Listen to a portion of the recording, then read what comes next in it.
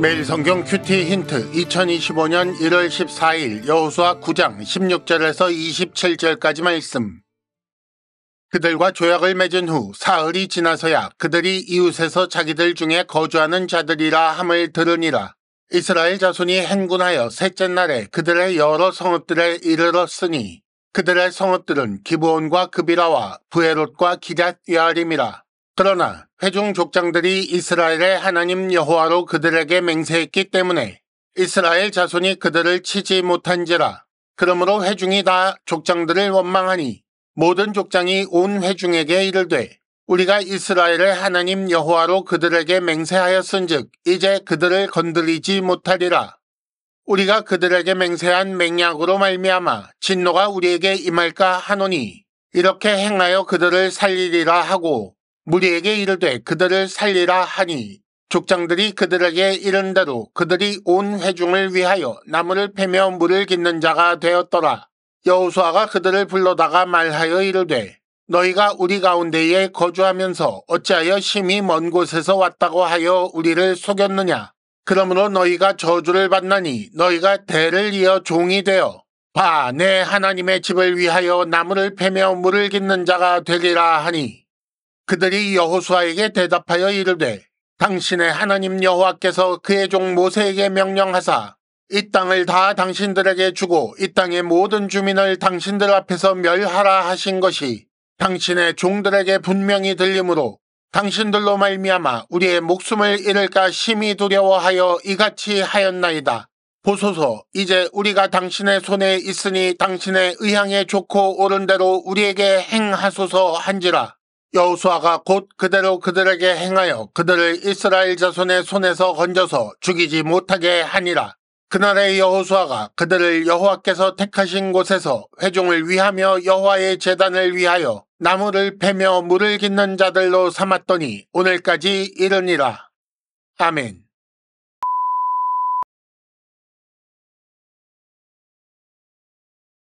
(1단계) 본문의 구조와 내용을 간단하게 정리하기. 기브온 사람들이 숨긴 진실이 드러나고 이스라엘 백성은 원망합니다. 이 문제를 해결하기 위해 여호수아는 기브온 사람들을 여호와의 제단을 위한 종으로 삼습니다. 먼저 16절과 17절에 기브온 사람들이 그들 가운데 사는 것을 알게 되었다는 사실을 기록합니다. 그리고 이어서 18절부터 21절에는 이 일로 말미암은 회중의 원망과 족장들이 해결책을 제시하는 장면이 기록되어 있지요. 이어서 22절에서 25절까지에서는 여호수아의 질책과 기브온 사람들의 해명이 나옵니다. 그리고 마지막 26절과 27절에는 기브온 사람들에 대한 최종 판결이 기록되어 있습니다. 본문의 내용을 간단히 살펴보겠습니다. 이스라엘이 기브온과 조약을 맺은 후 사흘이 지나서 기브온이 자기들 중에 사는 진멸 대상이라는 사실을 알게 되었습니다. 이스라엘 회중은 그들을 치지 못한 것 때문에 족장들을 원망합니다. 하지만 족장들은 진노가 임할 수 있기 때문에 그들을 살리기로 합니다. 최종 판결을 위해 여호수아가 기브온 사람들의 거짓말을 추궁하지요. 그러자 기브온 사람들은 여호와께 대한 두려움을 고백하며 자신들의 잘못을 인정합니다. 마지막으로 여호수아는 그들을 죽이지 못하도록 하여 맹세를 어기지 않게 했고 그들을 나무를 패며 물을 깃는 자들, 즉 이스라엘의 종으로 삼았습니다. 2단계 본문의 핵심 메시지 읽어내기. 이스라엘과 기브온의 조약은 거짓과 실수 위에 세운 것입니다. 회중은 여호와의 말씀에 순종하지 못하게 된 것 때문에 원망하지요. 하지만 족장들은 여호와로 맹세한 것을 어기는 또 다른 죄를 거절합니다. 그리고 문제 수습을 위해 성경에 기초한 해결책을 제시합니다. 이 내용은 신명기 20장 그리고 29장을 참조하시면 되겠습니다. 여기서 우리가 함께 생각해 볼 내용이 있는데 여호와께서 기브온과 맺은 조약에 대해 진노하지 않으셨다는 사실입니다. 그리고 이것은 그들을 죽이지 않고 살리는 것에 대한 허락으로 볼 수 있는 거지요. 기브온 사람들의 해명에는 여호와에 대한 신앙이 담겨 있습니다.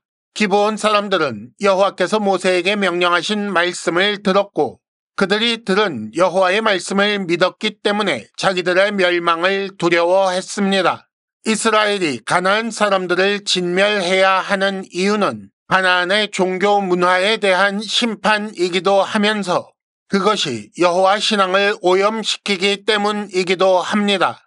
하지만 이미 조약을 맺었고 그것을 어기면 여호와의 명예가 훼손되는 상태에서 그렇게 여호와의 명예를 훼손하면서까지 그들을 죽일 수는 없는 것입니다.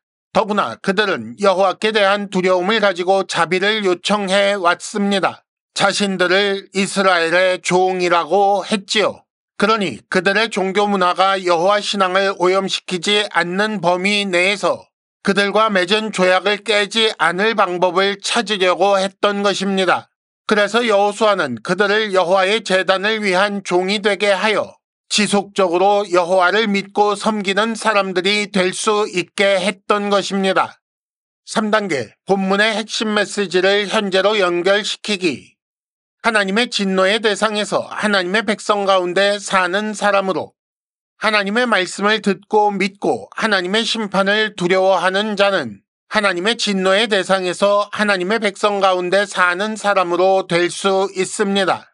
이스라엘 중에도 듣지 않고 믿지 않고 두려워하지 않으면 멸망당했고 이방인 중에도 듣고 믿고 두려움으로 자비를 요청하면 구원받았다는 사실을 기억해야 합니다. 가나안 정복전쟁 초기부터 라합이나 기브온 사람들처럼 이방인이 하나님 백성에 포함되는 것을 주의해서 볼 필요가 있습니다. 하나님 백성 사이에 문제가 생겼을 때 어떻게 처리할 것인가? 모든 의사결정 과정은 성경에 입각해야 합니다. 회중은 하나님의 명령을 따르지 못하게 된 것을 두려워하고 지도자는 하나님의 말씀에 기초하여 문제 해결 방안을 마련하는 거지요. 물론 1차원적인 문자적 적용이 필요할 때도 있지만 이런 일에 있어서는 전체 성경에 드러난 하나님의 의도를 파악하는 데 힘써야 합니다. 큐티 힌트, 성경에 충실하면 실수를 극복하고 생명을 얻을 수 있습니다. 이상으로 2025년 1월 14일 매일 성경 큐티 힌트를 마칩니다. 여러분 큐티를 통해 은혜 많이 받으시기를 바랍니다.